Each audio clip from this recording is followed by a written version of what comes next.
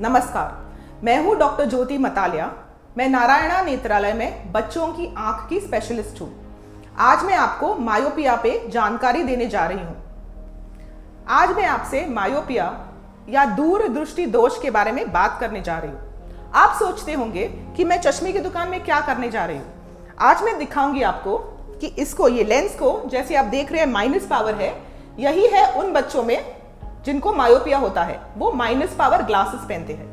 Now जब बच्चा पैदा होता है तो उसका पावर प्लस में होता है और जैसे वो बढ़ता है आंख का साइज बढ़ना चालू होता है और धीरे धीरे ये प्लस पावर 0 की तरफ जाता है, ताकि 4 से 7 की उम्र में ये पावर 0 हो जाता है।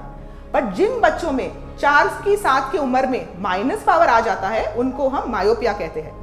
ना मायोपिया जैसे बढ़ने लगता है उसको हम मायोपिया प्रोग्रेशन कहते हैं। बट वो सिर्फ इस चश्मे से इस चश्मे में इंक्रीज होने की बात नहीं है, इस पे सीमित नहीं होता है। उसकी वजह से आंख में कई प्रॉब्लम्स आते हैं और आज हम इन प्रॉब्लम्स के बारे में डिस्कस करेंगे।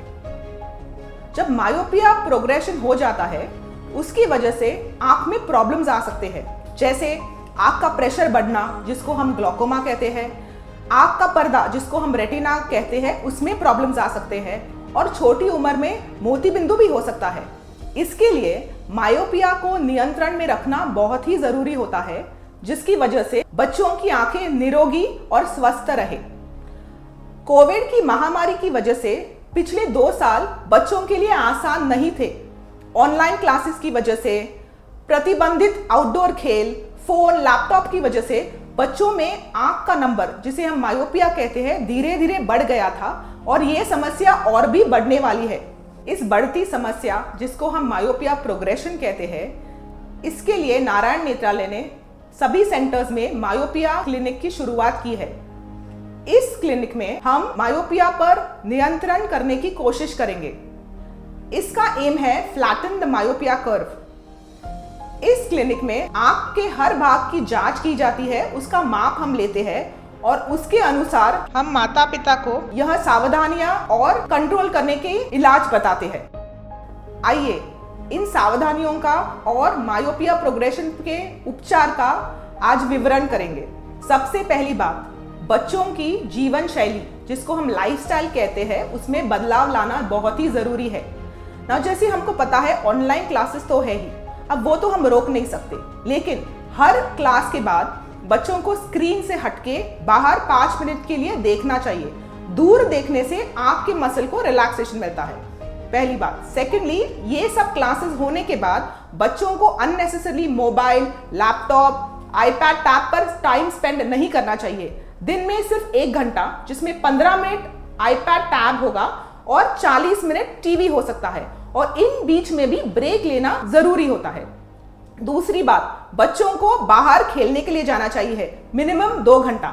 अगर आप कंफर्टेबल नहीं है उनको बाहर भेजने के लिए, तो एटलीस्ट खिड़की में बैठ के या बालकनी में रह के दूर देखना चाहिए। दूर देखने से हमारे आई मसल्स रिलैक्स हो सकते हैं और इसकी वजह से नंबर शायद और नहीं बढ़े।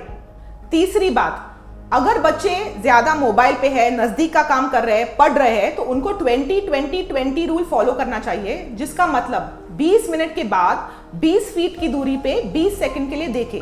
20 फीट मींस कोई भी खिड़की खोलिए, दूर देखिए। दूर देखने से हम कोई बिल्डिंग देखते हैं या कोई झाड़ देखते हैं, जिसकी वजह से हमारी आंख रिलैक्स हो जाती है। अब चौथी बात, कोई भी नजदीक का काम करना हो, जैसे लैपटॉप या मोबाइल या पढ़ना भी हो, ये मिनिमम 14 इंच की दूरी पे होना ही चाहिए। अब ये हो गई सब सावधानियां।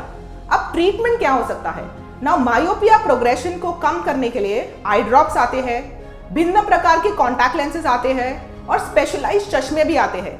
अब ये सब इंफॉर्मेशन जैसे हम हमारे मायोपिया क्लिनिक में देते हैं, आपके भी बच्चों के आपके डॉक्टर आपको देंगे। उनकी राय लेने के बाद ही आपको ट्रीटमेंट चालू करना चाहिए।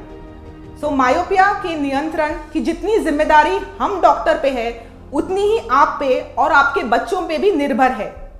सो आइए मिलके हम इस मायोपिया प्रोग्रेशन या मायोपिया कर्व का समतल करें। और अगर आपको इस मायोपिया के बारे में कोई प्रश्न हो तो नारायण नेत्रालय को संपर्क कर सकते हैं। धन्यवाद। एक शिक्षक के रूप में बच्चों के जीवन और समग्र विकास में शिक्षक महत्वपूर्ण भूमिका निभाते हैं। एक शिक्षक के तौर पे आपकी नजर में बच्चों के आंख की समस्या दिखाई दे तो उसको तुरंत आंख के जांच के लिए भेजना चाहिए। जैसे ब्लैक बोर्ड में नोट्स कॉपी करने की कठिनाइयां, साफ दिखाई देने के लिए आंखें बारीक करना, बाहर खेलने की कोई रुचि नहीं दिखाना, तो तुरंत उसको आंख की जांच के लिए भेजना चाहिए। एक बच्चों के डॉक्टर पीडियाट्रिशियन के रूप में पहली ऐसी व्यक्ति है जिस पे बच्चे और उनके माता पिता पूरा भरोसा करके अपने समस्याओं को सुलझाने जाते हैं।